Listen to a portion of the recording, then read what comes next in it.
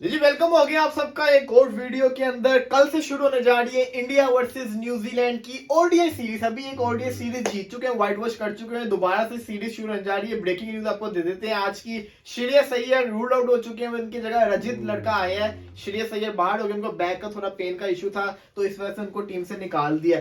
तो देखा जाए तो अक्षर पटेल तो है नहीं ना, केएल राहुल इस सीरीज के अंदर। केएल राहुल की शादी है इस हफ्ते कमिंग वीक के अंदर। इसी के साथ साथ बात करें क्रिकेट की, तो क्रिकेट के अंदर इसको कहते हैं ना आजकल कुछ ज्यादा ही नहीं क्रिकेट हो रही, समझ से बाहर हुआ हुआ है। मैं समझता हूँ कि कहीं मुझे तो ये डर है कि कहीं क्रिकेट की जो ब्रांड वैल्यू वो ना कम हो जाए। चार लीग एक साथ चल रही है, लीग्स बहुत हो रही हैं और आप प्लेयर्स देखें कितनी हर लीग्स में हर कंट्री के प्लेयर्स वही ना आप देखें डिवाइड हुए हुए। आप देखें बीपीएल में कुछ प्लेयर्स हैं, बिग बैश में कुछ प्लेयर्स हैं, इसी तरह से एमिरेट्स की लीग चल रही है, एक साउथ अफ्रीका की लीग चल रही है। बंदा देखे तो किस लीग को देखे? ज्यादा पाकिस्तानी बीपीएल में है, बीपीएल में गए समझ नहीं आ रही ना। अब देखे ना आप एक लीग चलती है, पूरी दुनिया का फोकस उस लीग पे होता था। अब चार लीग एक साथ चल रही है। क्या करें, हर मुल्क ने तो अपनी लीग शुरू की है।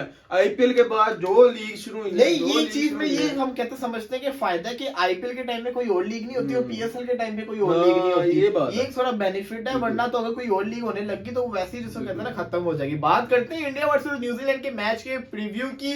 सीरीज की अगर बात करें तो अब्दुल्ला भाई, ना राहुल है ना अक्षर है, टीम वही है। और जिसको कहते हैं श्रेयस अय्यर की जगह रजित लड़का आ चुका हुआ है। दूसरी तरफ न्यूजीलैंड की अगर टीम देखें तो सॉरी टू से, लेकिन मैं सच्ची बात करूंगा, ना केन विलियमसन है, ना टिम साउथी है, ना ट्रेंट बोल्ट है। ये टीम जो है ये बहुत हल्की नजर आ रही है।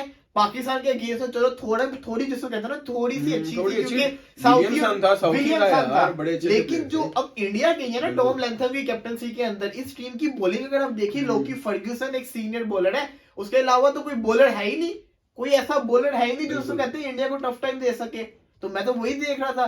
तो ये जिसको देखे ना सीरीज अगर हम देखें तो प्लेयर्स बैटिंग लाइन पे न्यूजीलैंड बड़ी जबरदस्त है, सिर्फ विलियमसन नहीं कम है। लेकिन अगर हम बॉलिंग देखें तो लेकिन इंडिया की बैटिंग देखे ना कितनी हैवी है, अच्छी खासी बैटिंग होती है इंडिया की। नहीं, मुझे न्यूजीलैंड की बॉलिंग अच्छी नहीं होगी तो क्या फायदा भाई। मुझे तो ये डर लग रहा है कि जो बॉलिंग न्यूजीलैंड लेके जा रहा है कहीं 3 मैचेस में 3 सेंचुरी ना मार दे विराट कोहली। लग रहा है यार, जो रोहित शर्मा की भी सेंचुरी आ रही है, ऐसी फीलिंग आ रही है। क्योंकि जो टीम लेके जा रहा है न्यूजीलैंड, कोई तो भाई ट्रेंट बोल्ट को ही लिया, साउथी नहीं है। ट्रेंट बोल्ट मेरा ख्याल है कुछ उसको मसला चल रहा है। इसके अलावा एडम मिलने इनका इंजर्ड हुआ है, मैट हेनरी इनका इंजर्ड हुआ है, इंजर्ड बहुत हुए हैं बड़े ज्यादा जिसको कहते हैं ना प्लेयर्स इनके इंजर्ड हुए हुए। इसके अलावा देखा जाए तो सीरीज में बॉलिंग बैटिंग वाइज तो न्यूजीलैंड दोबारा को अच्छी है, लेकिन बॉलिंग वाइज देखा जाए तो वीक नजर आ रही है। तो सीरीज क्या लगता है आपको, इस सीरीज में क्या होने वाला है? क्या आप प्रेडिक्शन पूछ रहे हैं? प्रेडिक्शन ही बता दो सबसे पहले प्रेडिक्शन। मुझे लगता है इंडिया 3-0 हो जाएगा। 3-0 हो जाएगा? ये आप सेफ हैंड तो नहीं? नहीं यार, मुझे लग रहा है, पता क्या है, इंडिया की टीम फिर भी बेहतर है काफी। केएल राहुल तो वैसे ही कोई इतनी परफॉर्मेंस नहीं देता, तो उसके होने या ना होने से तरह फर्क नहीं पड़ता। लेकिन इंडिया की ओवरऑल टीम अच्छी है। और यहाँ तक देखा ना न्यूजीलैंड की टीम बहुत हल्की है। वैसे इनको केएल राहुल ने दूसरा मैच जितवाया हुआ है श्रीलंका के अगेंस्ट, उसकी टुकटुक बचा गई थी। वो टुकटुक की तो बात है, वो टुकटुक ही तो करता है।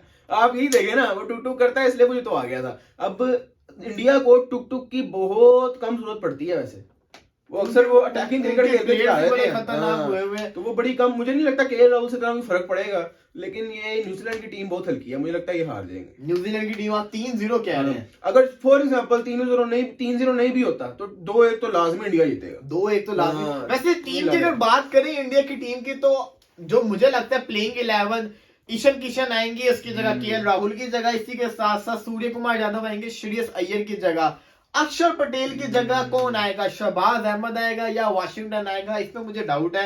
देखा जाए तो वाशिंगटन एक अच्छा ऑलराउंडर है, अक्षर पटेल भी एक अच्छा ऑलराउंडर है। तो देखा जाए तो फिर वाशिंगटन ही लग रहा है वही आएगा, खेलेगा। खेलते देखा नहीं वैसे, उसको आपने देखा उसके पिछले मैचेस बड़े जबरदस्त गुजरे, वो बड़ा तेज खेलता होता है लड़का, बड़ा जबरदस्त है। बॉलिंग में अर्शदीप ट्राई करना चाहिए, लेकिन इनके पास शरदुल ठाकुर का भी तो ऑप्शन है ना। अर्शदीप सिंह इस सीरीज के अंदर नहीं है, शरदुल ठाकुर का इनके पास ऑप्शन है। तो ये देखना पड़ेगा, क्योंकि बॉलिंग वाली साइड से देखा जाए तो इंडिया किसको खिलाएगा ये थोड़ी मुश्किल। लेकिन बल्लेबाजी में तो ईशान किशन आएगा, सूर्य कुमार यादव खेलेगा और हार्दिक पांड्या भी वापस टीम में आएगा जो पिछला मैच नहीं खेला था। लेकिन न्यूजीलैंड की जहां तक बात की जाए तो जो बड़े नाम नजर आते हैं वो यही आते हैं, टॉम लैंथम हो गए, फिन एलन हो गए, डेवन कॉनवे हो गए और डैरेन मिचेल। ये जो प्लेयर्स है ना ये बड़े जबरदस्त है। लेकिन जो मुझे एक स्पिनर जो न्यूजीलैंड का ब्रेसवेल है, जिसने बाबर आजम को पकड़ा था पाकिस्तान के अगेंस्ट, तो उस स्पिनर को मैंने देखना कि वो इंडियन कंडीशन के अंदर कैसी बॉलिंग करेगा। इंडियन भी इंडियन सोइल पे भी ना मैं नोट किया ज्यादातर पिचेस फ्लैट ही हैं, फ्लैट ही है, pitches हैं। बैटिंग पिचेस है, लेकिन उनके बॉलर्स को स्पिनर्स को मदद मिलती है, लेकिन हाई स्कोरिंग मैच होते हैं, High वो scoring बिल्कुल match, बैटिंग विकेट होती है ईडन गार्डन के अलावा बड़ी बिल्कुल। जबरदस्त किस्म की बैटिंग ट्रैक से। लेकिन मैं ये देखना चाहूंगा क्योंकि वो थी लंका, क्या जिसको कहते हैं इंडिया न्यूजीलैंड के अगेंस्ट ऐसी पिच बनाएगा, क्योंकि न्यूजीलैंड की जो बॉलिंग है ना वो ऑलरेडी वीक है, इंडिया तो आराम से इनको 350 प्लस मार सकता है रन।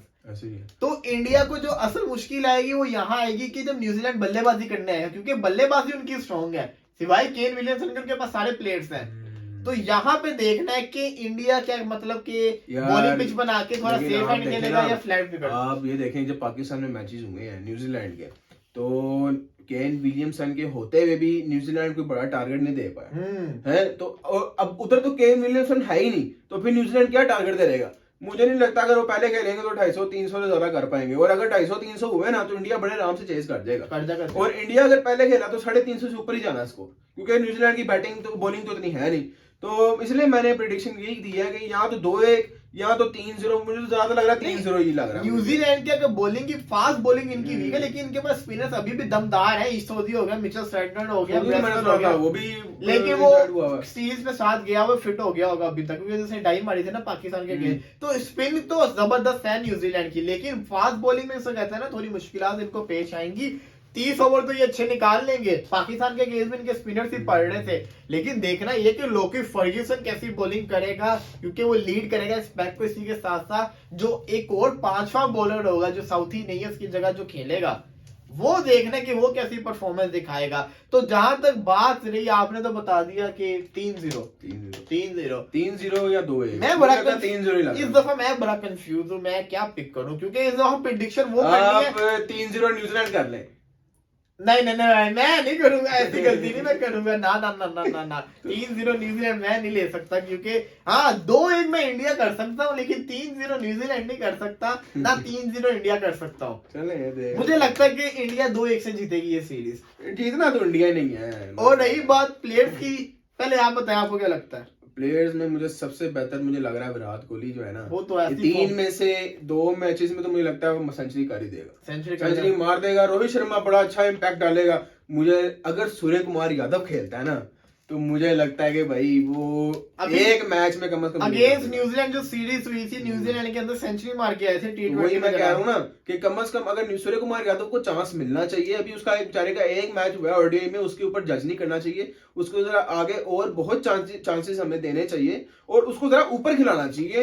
2-3 ओवर बचे हैं तो आप उसको जिसको कहते हैं ना वो बाहर हो गया, तो सूर्य कुमार यादव आएगा टीम में, वही ना, उसको चांस देना चाहिए। वो इंडिया लेकिन एक चीज की समझ नहीं आ रही कि ईशान किशन किस पोजीशन पे खेलेगा। जब उसने 200 मारा था तो वो ओपनर आया था, अगर तो उसको नंबर 4 पे इंडिया खिलाएगा तो फिर उसको नंबर 4 पे खिलाना है तो उसकी अप्रोच अलग होगी, वैसे उसने ओपनिंग अच्छे की थी। लेकिन ये भी मुझे लगता है कि शायद उसको ना भी खिलाए, क्योंकि अब उस सबको पता चल गया कि वो एक ओपनर है। ओपनिंग अच्छी की थी तो वो रोहित के साथ ओपनिंग नहीं शुभमन गिल ने भी तो सेंचुरी की है, उसने 70 प्लस रन किए थे, वो भी बड़े ऑप्शंस हैं, ऑप्शंस बड़े हुए पड़े हैं बहुत। हमारे पास ऑप्शन ही कोई नहीं है, यही तो मसला। क्या करें यार हम, हमारे पास कोई नजर ही नहीं आ रहा। यही तो मसला। आज आपने आजम खान की स्टोरी देखी होगी, फिटनेस के ऊपर बेचारा डिसार्ड हुआ था, उसने एक जिसको कहते हैं इंटरव्यू दिया था, वहां पे वो बता रहा था उसके जैसे कहते हैं ना फिटनेस लगाई हुई है, अगर एक प्लेयर रन कर रहा है तो उसको क्यों नहीं ले रहे।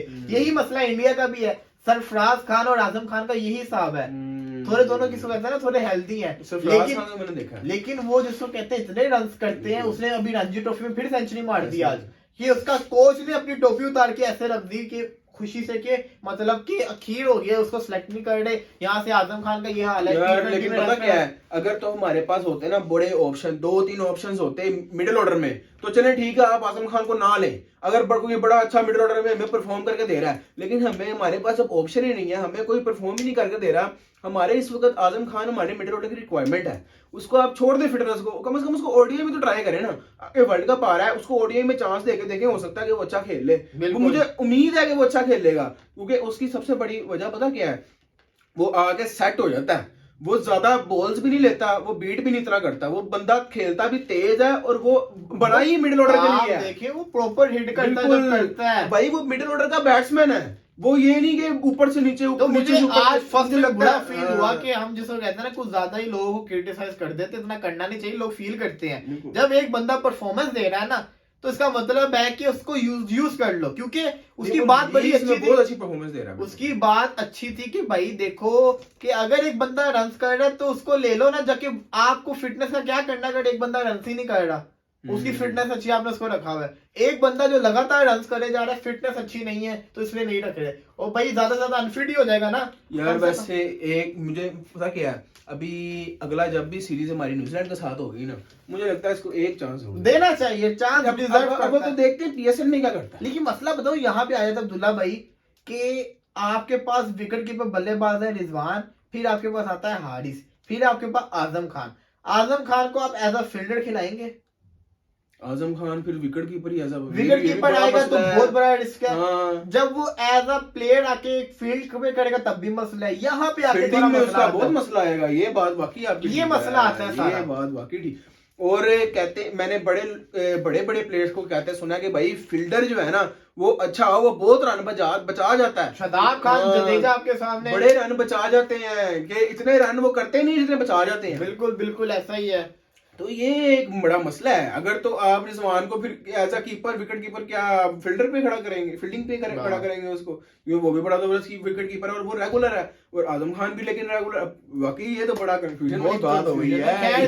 देखिए पता नहीं क्या बनेगा। फिलहाल देखा जाए तो पाकिस्तान का कोई मैचेस नहीं है आगे, पीएसएल है, पीएसएल का वेट करेंगे। पीएसएल तक तो पाकिस्तान सन्नाटा छाया रहेगा। आजकल पीएसएल की भी अपडेट्स आ रही हैं।